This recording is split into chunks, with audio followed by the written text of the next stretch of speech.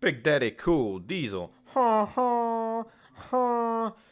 Down out, down out, down out, down out. The Big Daddy Cool, Big Sexy. I was almost calling him the Big Show there. Welcome back to Folk Wrestling. Becky Lynch is getting pelters for Kevin Nash, and you know what? Kevin Nash, he gets a few things wrong, but he gets a few things right, and we're here to comment on that, big man. And yeah, Becky Lynch. Now, to be honest, Kevin Nash is actually not even talking about what happened on Raw or what happened on Clash in Paris. He's actually talking about what happened on last week's Raw on the 25th of August. I don't even recall what happened, but he's burying Becky Lynch. He's like, your time is up, my time is now. 68-year-old Kevin Nash gonna drop the leg, brother. You know, and you just know, right? This article is basically Kevin Nash saying that Becky Lynch's time is up and time has passed her by, kind of thing. She needs to leave WWE.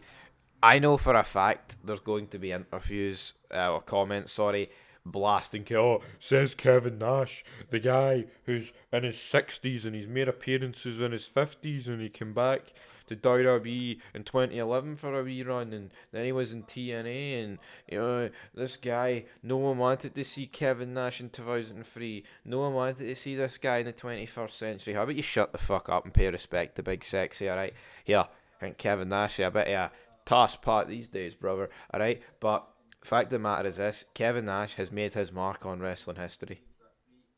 And that's undisputable, man. The NWO,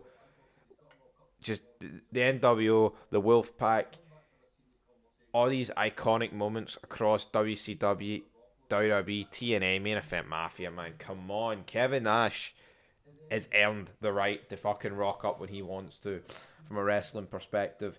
But you just know there's going to be losers in this chat bashing him in this not in our comment section, but no DQ when reading the article. So, it was because of the Ozzy Osbourne thing. So, yeah. Now, just to reiterate what she said, and I quote: "The only good thing that came out of here died a month ago. But in fairness to Ozzy Osbourne, he had the good sense to move to LA because if I lived in Birmingham, I'd die too." End of quote. Now, Kevin Nash, down out. That's what Kevin Nash had to say, and I quote: "I think her run's over. I think she's grasping. You think there's a desperation? I think the business has passed her by. You know, they always say any kind of publicity is good publicity. I don't know, man. If somebody passes and you fuck with the family and the daughter makes the comment, I don't think that's exactly like WWE or its shareholders, which I'm one of. I'm a TKO shareholder. Want coming out of somebody's mouth as a shareholder." End of quote. Yeah, and that is the fine line that you're drawing here. Her run's over. But it's funny, it's like Nash is saying her run's over, right? And then Becky Lynch gets put into the Raw main event scene. Not the women's main event scene, the Raw main event scene. She gets forced down her throat in the segments with Punk and Rollins. You know, she's like backhanding, slapping CM Punk's face. But he's right. It's like that publicity that brought was not good to the Osbournes. You know, and then they've obviously returned fire. I'm like, what the fuck are you doing, Birmingham, UK, man? Now, Birmingham is a shithole. And yeah, Ozzy Osbourne, what a character. Loved his music. But that's not going to change my opinion of Birmingham. Birmingham's a fucking cesspit. But reality is, Becky Lynch on worldwide television, albeit only a couple of million people seen it, but it blew up obviously because of what she said. It's not a good look for WWE.